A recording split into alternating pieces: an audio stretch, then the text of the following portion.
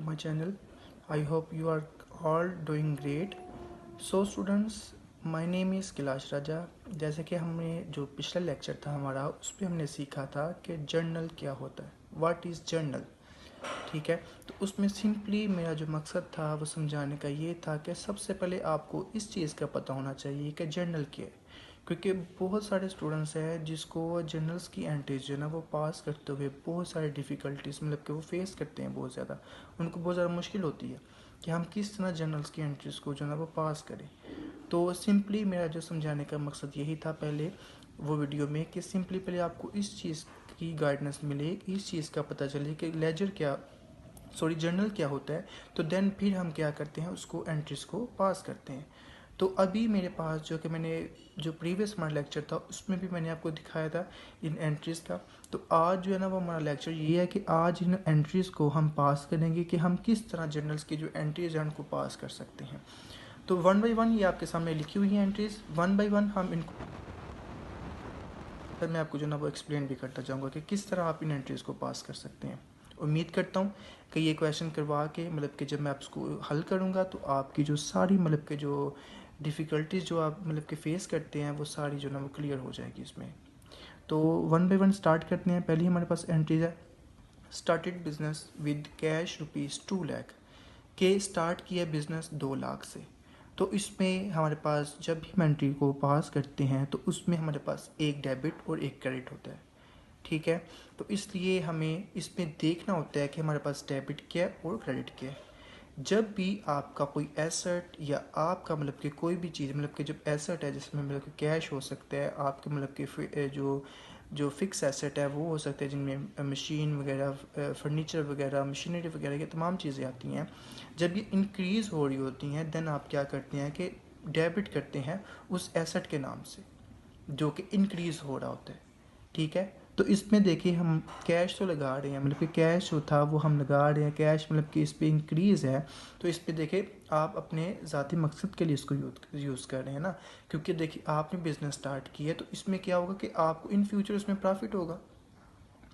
तो आपने मतलब कि अपने पास जो आपके पैसे थे उस पर आपने क्या किया, आगे इन्वेस्ट किया और आगे आपने क्या किया, बिज़नेस स्टार्ट कर लिया। ठीक है, तो ये आपके ये जो कैश था वो इंक्रीज़ ही है, लेकिन ये कैश को आप क्या करोगे, कैश डेबिट हो जाएगा। ठीक है, यहाँ हम कैश को डेबिट करेंगे और जो कि आप पैसे लगा रहे हो वो आपके पास क्या था, कैपिटल है आपका, तो उसको आप क्या करोगे, क्रेडिट कर दोगे। तो यहाँ हम एंट्री पास करेंगे कैश टू कैपिटल। ठीक है, और जो इसकी अमाउंट है वो आप अमाउंट यहाँ फिल कर देंगे। डेबिट हो रहा है आपका कैश और क्रेडिट हो रहा है आपका कैपिटल 2 लाख से। ठीक है, तो ये आपकी फर्स्ट वाली एंट्री पास होगी। इसकी नरेशन अगर आप नीचे लिखना चाहें तो आप यही नरेशन मतलब कि जो इसकी एंट्री है वही आप इस पर नीचे लिख दें।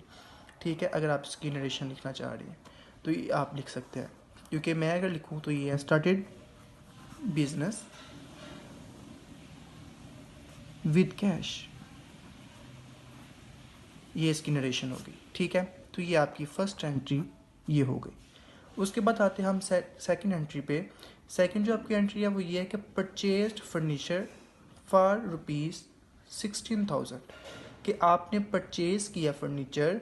तो अब आप देखिए कि जिस तरह मैंने आपको पहले बताया था कि वो चीज़ वो आपके एसेट जो इंक्रीज़ हो रहा होगा वो आपका डेबिट होगा, मतलब कि जो चीज़ आप पे कर रहे होगे वो उसको आप जो चीज़ पे कर रहे होगे वो आपकी क्रेडिट हो जाएगी। तो इसमें देखिए आपकी जो सेकेंड वाली एंट्री है उस पर आप गौर कीजिए और देखिए कि आपके पास एसेट क्या आ रहा है, मतलब कि फर्नीचर आप परचेज कर रहे हैं, ये आपका एसेट है। तो इसको आप क्या करोगे, फर्नीचर को आप डेबिट कर दोगे, ये फर्नीचर यहाँ पे डेबिट होगा। और पे आप क्या कर रहे हो, कैश पे कर रहे हो, तो कैश जो कि आपका क्रेडिट होगा, क्योंकि यहाँ देखिए फर्नीचर जो है ना वो आपका इंक्रीज़ हो रहा है और कैश जो है ना वो आपका डिक्रीज़ हो रहा है। तो इसका मतलब है कि फर्नीचर तो आपके पास आ रहा है लेकिन कैश उसके बदले क्या हो रहा है कि कैश जो है ना वो जा रहा है। तो इसमें आप ये करेंगे कि कैश को आप डेबिट कर देंगे और फर्नीचर को डेबिट कर दोगे और कैश को आप क्रेडिट कर दोगे। तो इस पर आप देखिए 16,000 था तो 16,000 हम यहाँ ये लिख देंगे। तो ये आपकी सेकेंड वाली एंट्री भी हो गई। ठीक है, नेक्स्ट हम चलते हैं थर्ड वाली एंट्री पे। लिखा हुआ है परचेज गुड्स फॉर कैश ₹14,000 कि आपने परचेज गुड्स किए फॉर कैश ₹14,000। अब ये ऊपर जो आपने सेकंड वाली एंट्री की है उसमें देखें लिखा हुआ है कि परचेज फर्नीचर। नीचे जो थर्ड वाली एंट्री है उस पर लिखा हुआ है परचेज गुड्स। मीन के एक पे आपका एसेट शो हो रहा है और एक पे मतलब के फर्नीचर का नाम उन्होंने लिख दिया, और सेकंड वाली एंट्री पे सिंपल उन्होंने परचेज गुड्स को ऐड किया है। स्टूडेंट्स, इस बात का आपने ख्याल रखना है कि जब भी परचेज्ड फर्नीचर या कोई भी एसेट का नाम परचेज के साथ आ रहा होगा तो आपने उस एसेट को उसके नाम से डेबिट करना है, जिस तरह हमने ये सेकंड वाली एंट्री पे किया है। फर्नीचर जो था हमारा एसेट है तो हमें जो ना वो इसको डेबिट कर दिया। अब नीचे वाली जो थर्ड वाली एंट्री है उस पर देखिए परचेज गुड्स आया, तो हम इस पे जब परचेज के साथ गुड्स का वर्ड आएगा तो आपने क्या करना है कि परचेज को ही डेबिट करना है। अदरवाइज़ कोई एसेट शो हो रहा होगा जिसका सामने सेकंड वाली एंट्री में किया है तो आपने क्या करना है कि उस एसेट के नाम से उसको डेबिट कर देना। तो यहाँ हमारा जो कि परचेज गुड्स है इसलिए हम परचेज को डेबिट करेंगे, और जो कि हम कैश पे इसको परचेज कर रहे हैं तो वो कैश हमारा जो कि डिक्रीज हो रहा है तो इस वजह से इसको हम क्या करेंगे, क्रेडिट कर देंगे 14,000 के साथ। जी, ये 14,000 के साथ इसको हमने क्रेडिट कर दिया। ये हमारी होगी थर्ड वाली एंट्री। अब आते हैं हम फोर्थ वाली एंट्री पे। फोर्थ वाली एंट्री हमारी क्या है कि sold goods on credit to Munir worth ₹20,000 कि मुनीर को आपने चीज़ें जो ना वो सेल की हैं लेकिन उधार की बेस पे, मीन क्रेडिट बेस पे है। कि अब आपने इसकी एंट्री को पास किस तरह करना है कि अगर उधार की बेस पे आप चीज़ों को सेल कर रहे हैं तो दैन इन फ्यूचर वो आपको पैसे भी मिलने हैं। तो उसके लिए आपने क्या करना है कि सेल का वर्ड जहाँ भी आ जाएगा, सेल आपकी हमेशा क्रेडिट हो रही होती है क्योंकि ये डिक्रीज हो रही होती है, आप चीज़ों को बेच रही होती हो तो ये डिक्रीज हो रही होती है, इसलिए इसको हम क्रेडिट करते हैं। अब देखिए हमारे पास जो कि उधार की बेस पे है ना, तो हम क्या करेंगे, अगर पार्टी का नेम शो हो रहा हो तो आपने इसके नाम से इसको डेबिट कर देना। अगर पार्टी का नेम शो नहीं हो रहा होता तो आपने इसके लिए और वर्ड यूज़ करना होता है। ठीक है, जैसे जैसे हम आगे चलेंगे फिर मैं वो आपको एक्सप्लेन करता जाऊँगा कि किस तरह आपने उस एंट्री को पास करना है। लेकिन इस एंट्री में हमारे पास जो कि मुनीर, जो कि हमारे पास जो पार्टी है जिसको हमने चीज़ें सेल की हैं वो हमारे पास मौजूद है, तो इसलिए हम यहाँ क्या करेंगे, मुनीर को हम क्या कर देंगे, यहाँ डेबिट कर देंगे और सेल को यहाँ क्रेडिट कर देंगे। तो जितनी इसकी अमाउंट थी उसके साथ हम इसको कर देंगे। इसकी अमाउंट थी 20,000, तो 20,000 के साथ हमने इसको डेबिट और क्रेडिट कर दिया। क्लियर है स्टूडेंट्स? अब हम चलते हैं 5 वाली एंट्री पे। 5 वाली एंट्री पे है गुड्स रिटर्न बाय मुनीर ₹20,000। अब आपने फोर्थ वाली जो एंट्री पास की है उसमें देखिए आपने मुनीर को चीज़ें सेल की थी।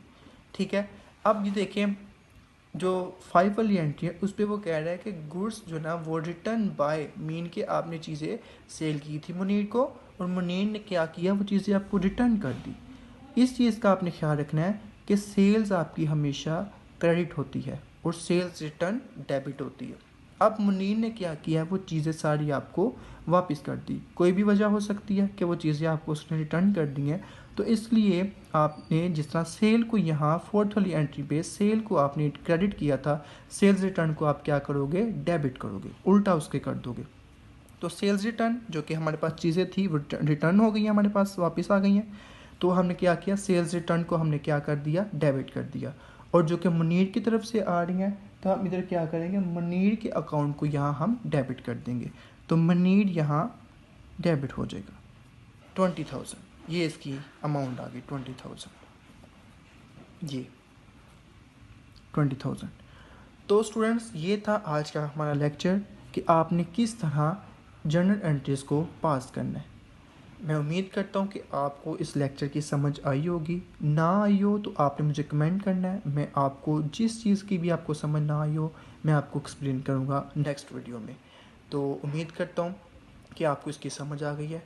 Thank you so much for watching this video.